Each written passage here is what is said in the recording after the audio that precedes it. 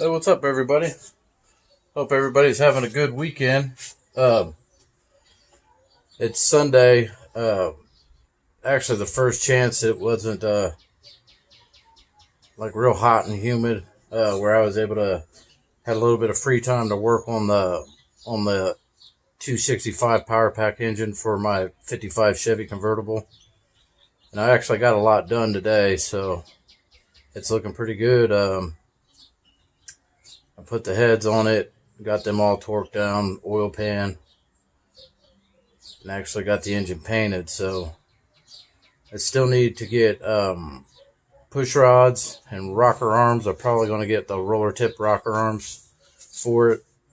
And I got ram horn manifolds that I got to get my got to talk my neighbor Steve into sandblasting.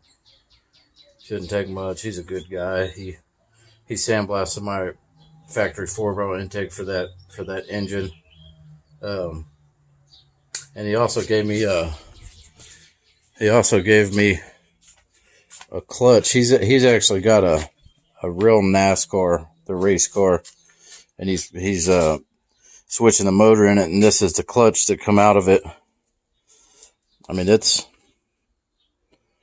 a nice clutch, but he said he just went ahead and bought a new one, and this will work for like the later model 73, 74 Super T10s, or well, the Super G10s and the Muncie 4-speeds. Muncie went to a fine spline, 26 spline, and I want to think 73 or 74.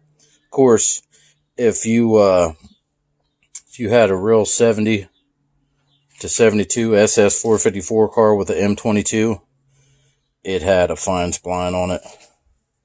And a lot of people don't know that when the first LS6 Chevelles was coming out, there was a couple early ones that was like the pilot cars, and they was automatics, but they kind of not really held back the LS6, but most of the real early LS6 Chevelles are, I'm talking about a 70 LS6 Chevelle. Most of them are automatics, the real early ones, and then right there, like the beginning to mid December '69, Muncie had finally come up with the fine spline M22 for the 70 LS6 Chevelle and the LS5 Chevelle, the 454 Chevelle. They just didn't trust that 10 spline Muncie behind it. They thought that 454 would eat it alive. So there is a lot of automatics LS6 Chevelles built throughout the whole model year, but when they first went into production, the real early ones was automatics because the 4-speed hadn't been developed yet. So little Chevelle trivia. I used to be a real big 70 Chevelle nut there for a while, but they just kind of got out of hand. So anyways, really haven't done much to this car yet. I mean, it's just been busy with life and everything else. I still got to get in here, start cutting the floors out. I know you guys are probably tired of looking at it, tired of seeing it. But I just didn't want to start cutting and everything in here while that engine was all exposed, a lot of dust, and there's a lot of pollen and everything this time of year blowing around in the air that would have got in that car. But I'm pretty excited about the engine. So I'll show you what I got done on it today. Oh, one other thing real quick. Here's the original 55 power pack intake that my neighbor Steve sandblasted. It turned out real nice. So that will probably eventually find its way on the motor to fire it up, because it takes a funny remote filter up there. So I'll probably start the motor with that external filter on there. Well, let me show you what I'm working with on the engine. See what you guys think. There it is. I mean, does a Chevy small block really need an introduction? It's got the power pack heads on it, and one little cool thing, these motor mounts are chromed. The motor mounts are chromed out. And I'll take these, they have like that silver aluminum paint, and I'll take them out one by one and clean them up and paint them so they kind of blend in a little bit better. But I even retained all the original hardware for the timing chain cover, and then it's got the little oil splash behind there. So I tell you, I mean, you know, when you're working on one of these engines, you don't realize that, you know, you should probably start 2-3 weeks ahead of before you plan on assembling this motor. Because, like, I waited, our AutoZone and Advance, they don't open till 9 o'clock, so I waited in their parking lot till 9 o'clock because they said they had that timing chain cover seal, and this it come a kit, that seal, and then the actual timing chain cover itself. And sure enough, you go in there and, you know, oh no, we don't have that in stock. So then you're driving around. So I just pulled over into the parking lot and just sat there and just called different auto parts stores till I found one, because I drive a early 2000 Chevy HD pickup truck, and I tanked it up today, and it was $100, and I'm sitting there in the parking lot thinking, like, nah, we're not running everywhere to get a timing chain cover gasket, you know. But I was able to get that. I had already got the oil pan gaskets. I had got the head gaskets. I got the intake gasket for it now, valve cover gaskets. So I've got everything for the engine. I just got to get spark plugs for it. I've got the original 55-56 distributor, and on these motors you got to run it in here. And I would show you, but it's way back there behind that floor pan in that cabinet, so I gotta dig it out. But it's got, when it goes down in here on the right hand side of the shaft, it's got a notch that lets oil splash up through it. And I was reading a lot of the Tri-5 forums stuff like that early this morning, and the guy said when he first started his 265, he was getting oil to the left-hand lifters, but not to the right-hand lifters. And from what I've read, that distributor has got to be set in there perfectly where that notch in the shaft will feed both sides of the lifters. A 55 and a 56 265 is a very odd engine, but, you know, now that I got it sitting here all painted up, I mean, it is freaking cool, so I'm glad that I did it. And on my last video, I had said that I had gotten the rods all straightened out, and I got a video of the bottom end of the motor where everything's straightened out that I could still pop up, but that's kind of boring stuff to look at. So everything's bolted down, but like I said, I gotta get push rods for it. I gotta get rocker arms, and I'll probably put roller tip rocker arms on it. And I do eventually want to run this intake, but you gotta build the right carburetors, well, clones, because the right carburetors for this setup is like, you know, easily $1,500 for the correct numbers for both carburetors, and I'm not going to do that.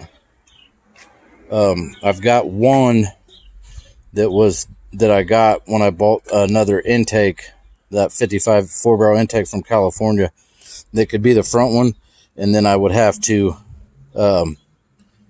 build a back one.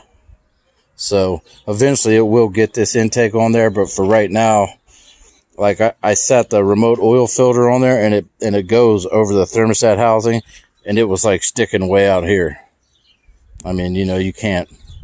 So I'll start the motor, and I'll break the engine in with the correct 55 4-barrel intake and the remote oil filter, because the thermostat housing sits straight on the 55.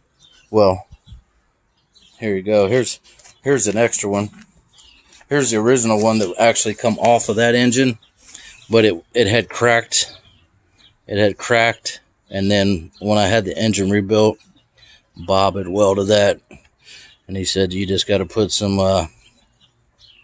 JB weld or something above, on that crack. So the remote oil filter sits right on top of this, and it kind of just sits right through there. So when I first start the engine, I got to have this type of intake on there because it's got the straight thermostat housing. And then that's the original oil pan off of it as well. And you can see it's got a little dent right there, and it was just, it needed a lot of work. And Bob just happened to have this one. Now, I sanded this one today. I sanded it with 180, or no, not 180, 220. I sanded it all. I mean, it's perfect. There is not one ding in that oil pan. So that's why I just ditched that one. So anyways, guys, there's the 55 265 for the convertible. And there's the straw, the road draft tube. I think it kind of looks cool, This is the first V8 right here. 55. And not a whole lot of them come power pack. Most of them was 2 barrels. And you can see them original stampings. But I souped it up. It's 60 over now. It's got a Enski camshaft, a 264 mega cam in it. It's got the 56 power pack heads. The heads have been they got Z28 valve springs in them, and the exhaust seats have been switched out to hardened exhaust seats where I can run any gas I want in here and the engine will still be happy. I've saved these motor mounts for a long time, and I don't know. I think they're cool. That's just me, though. So hopefully here, I can only do what I can do with life and the weather. It's like, for us, we flip a switch. It goes from 70 to 91 degrees and 90% humidity where you're out in this garage, and I mean, you pretty much need the paramedics to come get you. It's so hot. But today was a perfect day. I mean, it really was. Wasn't too hot. It was kind of overcast for the beginning, and then it just opened up and just let me work all day long. So there's your update, guys. I'm excited about getting that engine, getting the transmission in it, and stuffing it in there. And even before I do the floors, I'd like to get it sat in there and maybe try to hear that engine just so I could check that off the list. Because the car still needs a lot. It needs seat covers. It needs a lot. Brake lines, gas tank. I mean, they're projects. Like I was looking at, pictures and things like that from when I started on my 55 Nomad gasser. From the time I pulled the engine out to the time it was running and driving with new brakes, brake lines, gas tank, all the lights working, to where it could legally drive around the block or drive through the neighborhood. And it took me over a year. So for me, I like to enjoy the process. So it takes a little bit longer, When I was younger, I used to just slap them together. I wouldn't paint nothing. I just, whatever I had, I'd throw on there. And that was fine. But, anymore, I might not get another chance to work on a 55 Chevy convertible. So I like to slow it down. I like to enjoy it. So anyways, one thing, my older brother has a YouTube channel, and he bought me this cool little 55 Chevy Nomad. It's like a Hot Wheel, but it's not. It's made by somebody else. So I told him, hey man, that's all right. I appreciate that. So I figured I'd give him a shout out. He's my older brother. He's into RCs and negative G's and Traxxas and all the all the high dollar ones. So if you guys are just on YouTube playing around, check him out. It's Eric's RC Garage. He builds them right. He knows his stuff. So check him out. See what you guys think, and tell me what you guys think about the little convertible motor. I mean, we know the LS engine will make 5 times as much horsepower as that engine right there, but at the end of the day, that's the right engine for the convertible, at least in my opinion. I mean, for crying out loud, it's a 55 265. So anyways, tell me what you guys think about the video. Thanks for stopping by Don's Hot Rod Garage. Like, comment, subscribe. You guys are all the best. I appreciate each and every one of you guys. And if there's been a little bit of a slowdown on the response back to the comments and things like that, each one of you guys is important, and gals is important. So just take me a little bit of time, and I'll respond. I don't leave nobody hanging. Oh, and another thing, one of my longtime viewers, Monad King, he drove all the way from Connecticut down to my shop and bought the quarter panels off that blue Nomad I cut up. He's making a 55 Chevy Nomad from a 55 Chevy 2-door station wagon. So they're rough, but he said he can make templates or whatever. So I wanted to say it was nice to meet you and your wife, and I hope that works out for you. Anyways, guys, I'll catch you guys on the next video.